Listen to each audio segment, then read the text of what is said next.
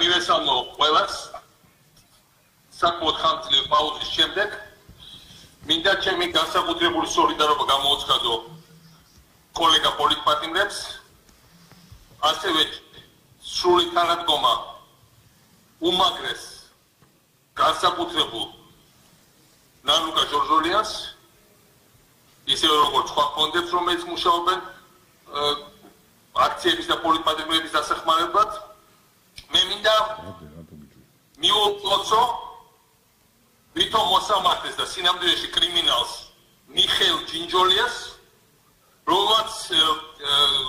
რომლის სახელი გაიშკერა გერმანიის კანცლერის, პოლონეთის პრემიერ-მინისტრის, უამრავი სხვა პრეზიდენტის და პრემიერ-მინისტრის თანდასწრებით და რომლის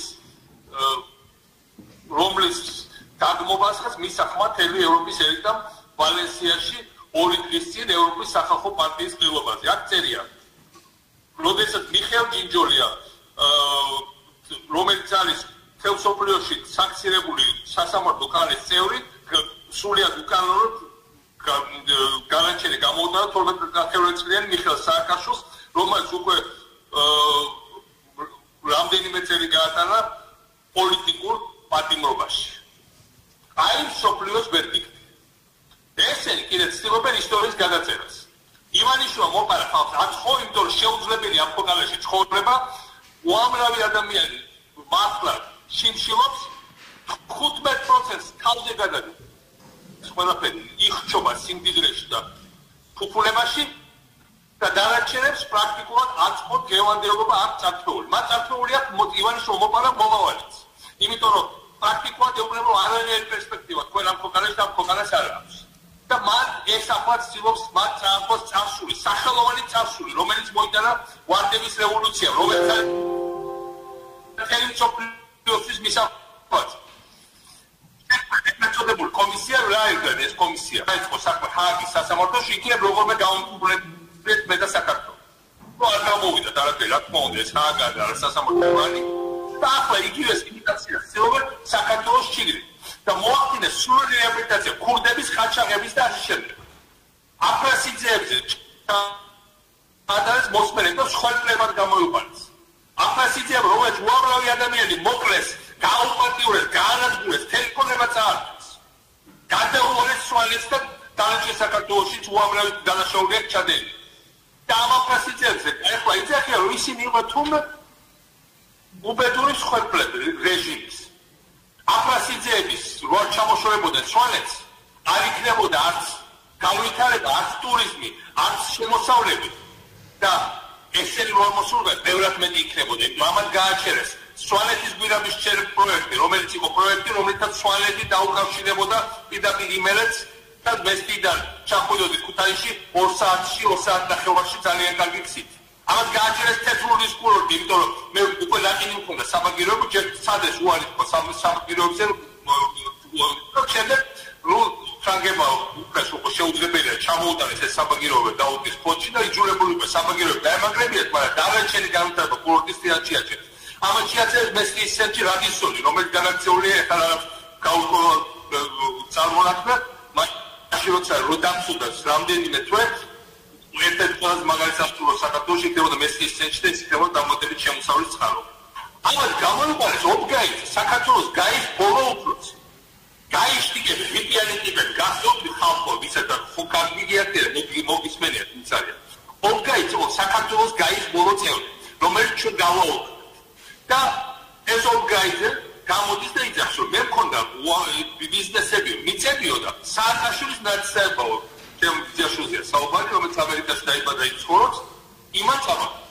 ეს ჯერეთი საკითხი, საიდან მქონდა სახელმწიფო მოხერხე ობგაიძის ამდენი ბიზნესი და მიწები, ესეთი. და მეორე რანაირად გამოდის, რომ ჩემმა ბიძაშვილმა თუმცა საერთო, რომელიც ძალიან მოგზაურობ ცხოვრობს, ხედაღამე მუშაობს და დავიوارდა, არაფერი არ გადადის თავზე და ობგაიძე იხშობა პლუსში. აი ეს ხდება რეანიმირება, გამოიყვანეს ხაინდრავა, რომელმაც დახვიდა, მაშინ უჩისტება, ვითომ გაუშვეს ვიას გამსახურდი ახენა, ხაინდრავა წამოიწია ბარათაშვილის ხიდზე და გაუხსნა ცეცხლი და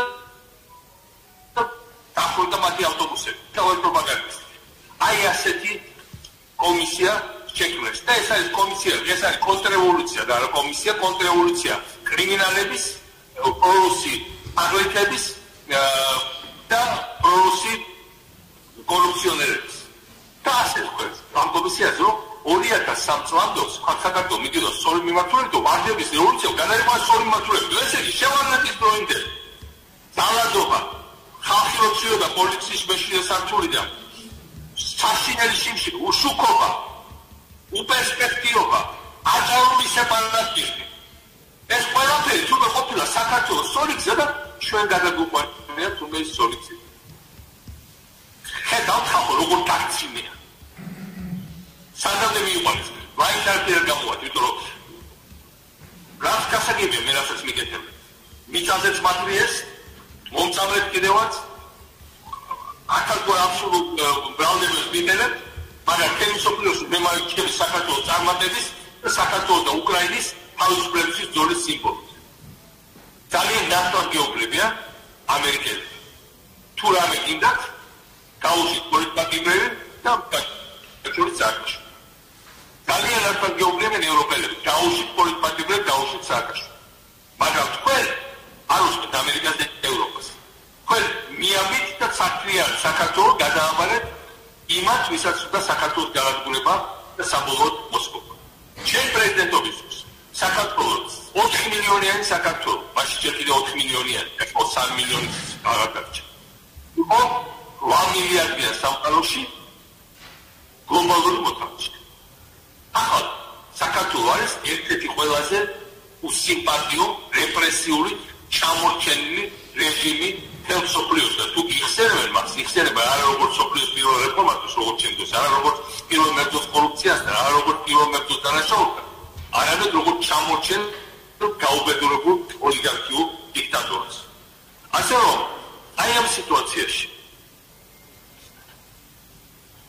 და მათ მიიღეს დავალება ძალიან მარტივი. დენაციფიკაციას რო ითხოვს რუსეთს უკრაინაში. საქართველოში ამ დენაციფიკაციას ახორციელებს. აგერ ზედამტაწერია ევროპის სახალხო პარტიის ყრილობის რეზოლუციაში ეს ეგრეთ წოდებული კომისია შექმნია იმისათვის, რომ მათ შორის გამოიყენოს ყველაფერი, გაანადგუროს ნაციონალურ მოძრაობა. დენაციფიკაცია ნიშნავს ერის ეროვნული მექსიკეების მოსვლას, ჩეკის გამოსვლას, წინააღმდეგობის უნარის წართმევას, განვითარების უნარის წართმევას.